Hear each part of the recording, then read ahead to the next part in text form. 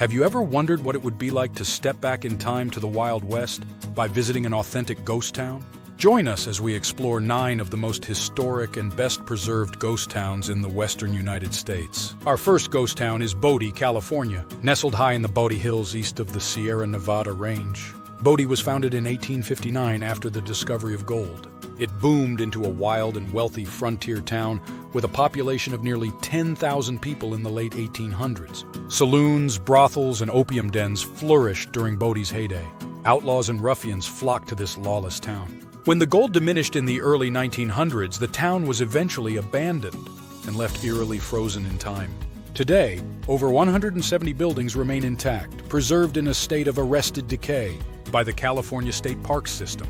Visitors can walk the lonely, wind-swept streets of this national historic landmark, tour the preserved buildings still littered with artifacts, and gaze at the decrepit cemetery on Boot Hill.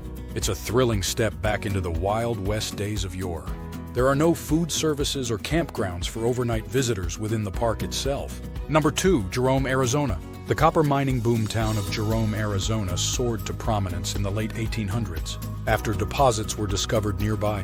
It grew from just 100 residents in 1890 to more than 10,000 in the 1920s. After the mines closed in 1953, Jerome's population plummeted to just 50 residents. The remaining townspeople promoted Jerome as a historic ghost town. Over the next few decades, Jerome evolved into a haven for artists and tourists drawn by its striking scenery and historic buildings.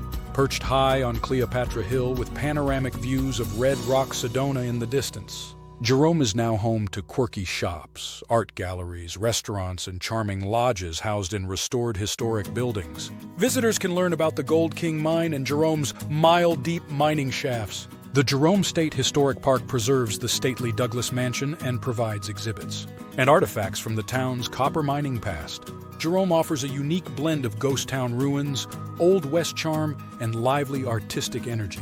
Number 3, Virginia City, Nevada. As the epicenter of the legendary Comstock lode, Virginia City boomed practically overnight as a sprawling mining metropolis. After major silver deposits were discovered in 1859, prospectors and miners seeking fortune rushed in, along with saloon keepers, performers, and prostitutes to entertain them. Mark Twain spent time in this rowdy mining camp during its heyday in the 1860s and 1870s, later writing about his experiences. At its peak, Virginia City had over 25,000 residents and dozens of saloons and theaters with round-the-clock entertainment. After the mining industry collapsed in the late 1870s, the town fell into dramatic disrepair. But starting in the 1940s, historic preservation efforts began to rescue Virginia City.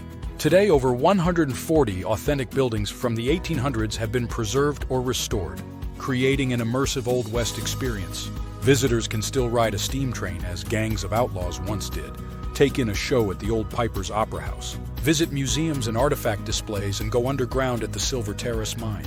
Virginia City offers dining at saloons and restaurants among the preserved buildings, and accommodations at one of the town's restored hotels or guest houses. The essence of a true Western boomtown still lingers like a ghost in Virginia City.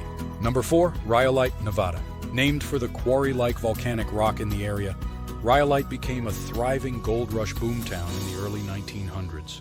Located near the burgeoning Bullfrog Hills mine, Rhyolite grew rapidly to a population of over 8,000 with concrete buildings, electric lights, running water, and even a grand 3-story bank. But a downturn in the gold market led to a swift demise. By 1911, Rhyolite was mostly abandoned, leaving striking ruins behind. Visitors to Rhyolite Ghost Town can see remnants of the town's brief glory, including the ruins of the railroad depot, the burned-out hull of the 3-story bank building, and the facades of a saloon and general store. The bottle house was built from over 30,000 discarded beer and liquor bottles in 1906 and still stands. And the Rhyolite jail held prisoners both human and animal in its small cells. No lodging or dining is available within the Rhyolite site itself, though the nearby town of Bodie offers motels and restaurants. Rhyolite offers a glimpse of both the rapid rise and fall of fortune that defined many mining towns. Number 5, Calico, California. Tucked into the brightly colored hills of the Mojave Desert, the town of Calico boomed as a silver mining town in the 1800s. Founded in 1881, Calico grew to over 1,200 people by 1890.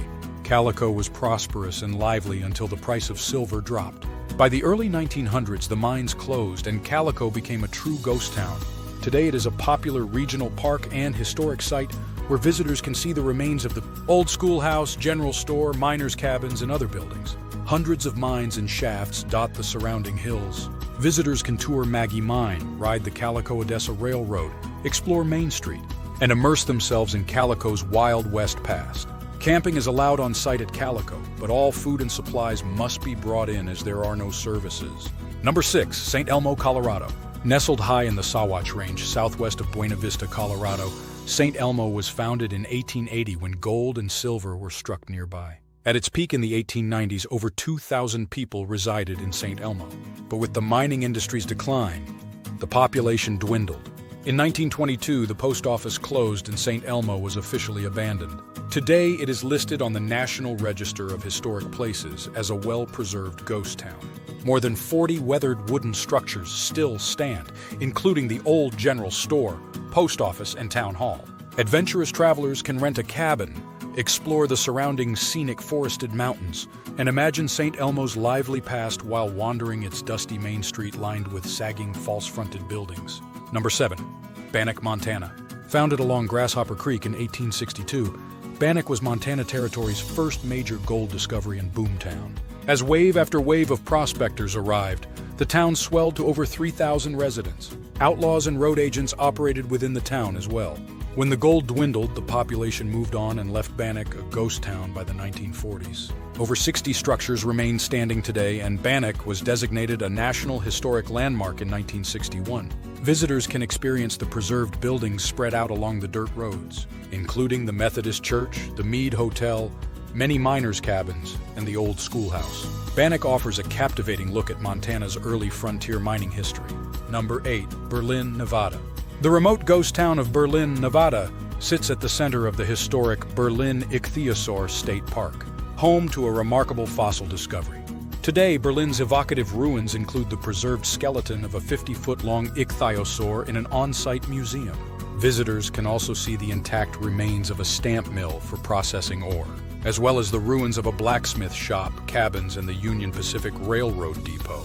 Berlin captures two distinct eras of Nevada history: the mining boom days of the late 1800s, and the fossil discovery that brought the town briefly back to life in the 1920s.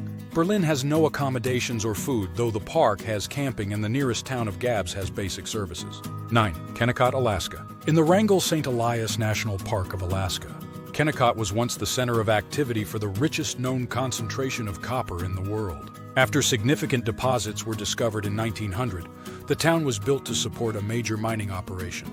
For over 30 years, Kennecott was a self-contained copper mining company town. As mining declined, the town was completely abandoned by 1950. Now a National Historic Landmark, visitors to Kennecott can explore the well-preserved 14-story concentration mill and buildings. Hiking through Kennecott offers a glimpse into frontier life and work.